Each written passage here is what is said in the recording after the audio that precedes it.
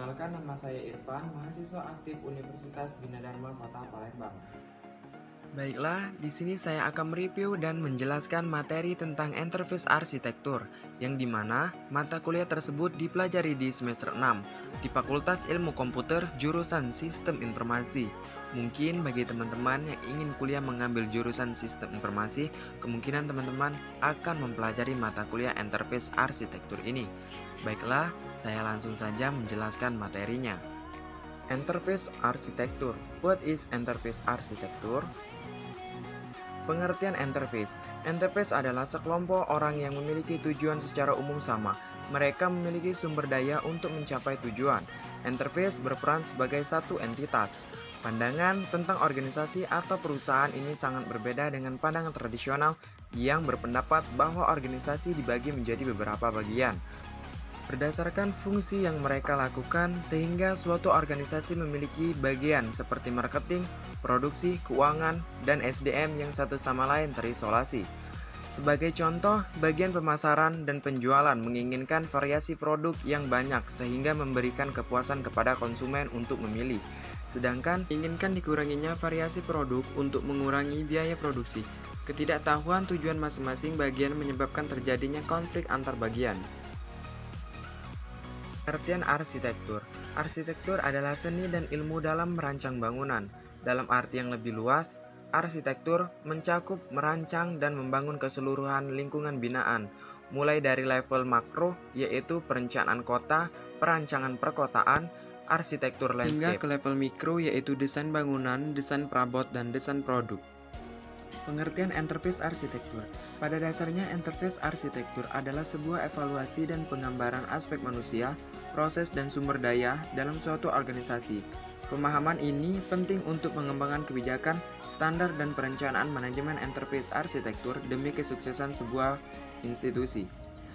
Adapun pandangan menurut Faris 2012, interface arsitektur merupakan sebuah pendekatan logis, komprehensif, dan holistik untuk merancang dan mengimplementasi sistem dan komponen sistem secara bersama-sama yang meliputi suatu infrastruktur manajemen informasi atau teknologi.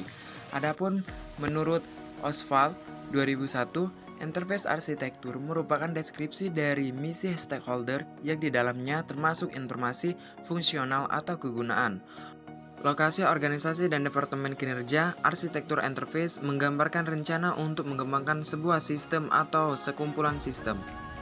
Interface arsitektur, sebuah prinsip, metode, dan model yang koheren, yang digunakan dalam perancangan dan realisasi struktur organisasi, proses bisnis, sistem informasi, dan infrastruktur dari sebuah interface. Interface arsitektur mencakup inti-inti dari bisnis TI dan evaluasinya. Tanpa arsitektur yang bagus akan sulit untuk mencapai kesuksesan bisnis. Karakteristik paling penting dalam sebuah interface arsitektur adalah menyediakan pandangan menyeluruh dari sebuah interface. Sebuah interface arsitektur yang baik menyediakan kebutuhan mendatang untuk menyeimbangkan dan membantu translasi kebutuhan tersebut dari bentuk strategi perusahaan menjadi operasi sehari-hari. Tujuan interface arsitektur menurut Minoli 2008. Tujuan dari interface arsitektur adalah menciptakan lingkungan IT terpadu di perusahaan atau semua unit bisnis perusahaan dengan link simbiosis ketat ke sisi bisnis organisasi dan strategi.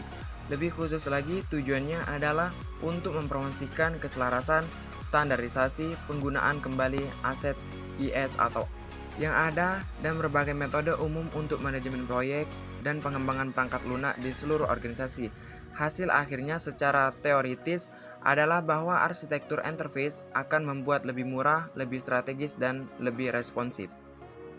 Penyusunan interface arsitektur. Yang pertama, setiap interface baik profit atau non-profit sangat membutuhkan penyusunan interface arsitektur.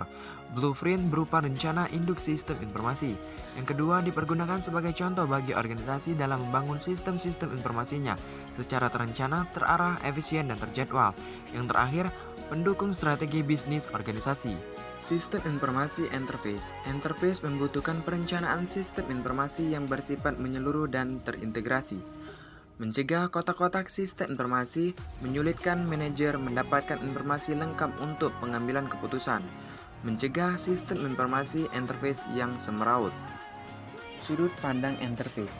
Yang pertama, interface secara keseluruhan adalah sebuah sistem dan masing-masing departemen adalah subsistem. Yang kedua, informasi tentang seluruh aspek interface yang disimpan dan dikelola secara terpusat dan dapat digunakan oleh setiap departemen yang membutuhkannya. Yang ketiga, transformasi informasi. Setiap departemen bisa mengetahui apa yang dikerjakan oleh departemen lain dan bagaimana saling mendukung pekerjaan untuk mencapai tujuan organisasi secara keseluruhan. Perancangan interface arsitektur di sini dibagi menjadi 4. Yang pertama arsitektur bisnis, yang kedua arsitektur data atau informasi, yang ketiga arsitektur aplikasi, yang keempat arsitektur teknologi. Blueprint arsitektur atau master plan berisi rincian bisnis, informasi, aplikasi, dan teknologi yang diperlukan interface pada saat ini dan masa depan. Arsitektur bisnis mendefinisikan proses bisnis, menyediakan pengetahuan tentang bisnis interface secara konsisten, komprehensif, dan lengkap, menyediakan dokumentasi tentang di mana posisi perusahaan berada saat ini dan di mana posisi perusahaan pada masa datang, mengidentifikasi dan mendeskripsikan setiap unit organisasi dan fungsi bisnisnya. Arsitektur data atau informasi mendefinisikan struktur informasi yang penting bagi organisasi dalam menjalankan proses bisnis, berupa entitas, data, dan hubungan antar entitas. Entitas, orang, tempat, konsep, benda, atau kejadian yang memiliki arti atau informasi dalam konteks bisnis. Entitas terkait dengan penyimpanan data, memiliki atribut yang menjadi ciri khas entitas, memiliki relasi antar entitas. Arsitektur aplikasi mendefinisikan jenis-jenis aplikasi utama yang dibutuhkan untuk mengelola data dan informasi untuk mendukung fungsi bisnis interface, bukan berupa rancangan aplikasi sistem ataupun hasil analisis kebutuhan sistem. Hanya definisi aplikasi yang dibutuhkan untuk mengelola data dan menyediakan informasi bagi pengguna dalam melakukan bisnis. Arsitektur teknologi mendefinisikan platform teknologi agar aplikasi untuk mengelola data dan menyediakan informasi pendukung fungsi bisnis. Tidak perlu berupa rancangan, detail jaringan, dan software komputasi interface. Perencanaan SI atau TI. Setiap interface memerlukan SI atau TI untuk membantu kelancaran proses bisnisnya. Interface membutuhkan perencanaan SI atau TI yang bersifat komprehensif atau menyeluruh dan terintegrasi. Mengapa perlu menggunakan TOGAF? TOGAF digunakan untuk mengembangkan arsitektur perusahaan di mana terdapat metode dan alat terperinci untuk mengimplementasikan arsitektur untuk membedakannya dari kerangka kerja interface arsitektur lainnya. Keuntungan menggunakan kerangka kerja TOGAF adalah fleksibel dan open source. Masalah pengembangan interface arsitektur. Yang pertama, tingkat usaha perencanaan jauh lebih komprehensif dan kaku daripada kebiasaan manajemen. Yang kedua, kekurangan metodologi atau teknik untuk membuat perencanaan. Yang ketiga, keberhasilan tim arsitektur interface tergantung pada budaya organisasi yang bersedia menerima konsep bahwa pengembangan perangkat lunak seharusnya bersifat arsitektur drive. Komunikasi tentang interface arsitektur. Untuk membuat suatu perspektif yang terpadu dari sebuah interface, diperlukan adanya teknik untuk mendeskripsikan arsitektur dengan cara yang masuk akal dan mengkomunikasikan hasilnya kepada seluruh stakeholder yang relevan. Berikut ini skema atau gambaran komunikasi tentang interface arsitektur. Ada arsitek dan stakeholder yang berperan penting di sini, yang mengelola analisis, modul, pandangan, dan presentasi.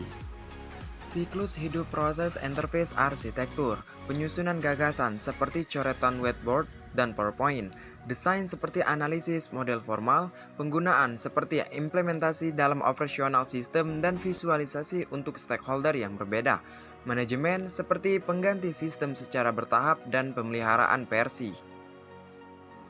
Berikut ini skema atau gambaran siklus hidup proses interface arsitektur dari gagasan, desain, pengguna, dan manajemen. Faktor pendorong interface arsitektur. Faktor internal. Penyesuaian bisnis TI dianggap sebagai instrumen penting untuk mewujudkan efektivitas organisasi. Faktor eksternal.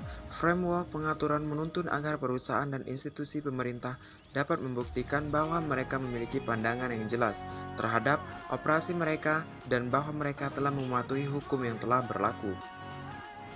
Arsitektur berorientasi layanan.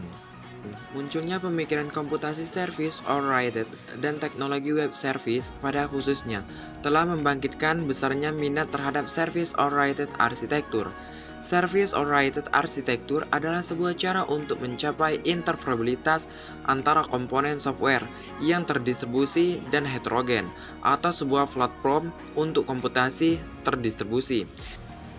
Service oriented arsitektur menggambarkan sebuah set prinsip perancangan yang memungkinkan unit fungsional untuk disediakan dan digunakan sebagai layanan atau servis. Framework arsitektur interface. Zechman Framework. Tahun 1987, John Zechman memperkenalkan framework interface arsitektur yang pertama dan terkenal, walaupun pada saat ini dikenal sebagai Framework for Information System Architecture. Framework yang berlaku untuk interface pada dasarnya adalah sebuah struktur logis untuk mengklasifikasi dan mengorganisasi representasi deskriptif dari sebuah interface yang penting bagi manajemen interface dan bagi pengembangan sistem interface.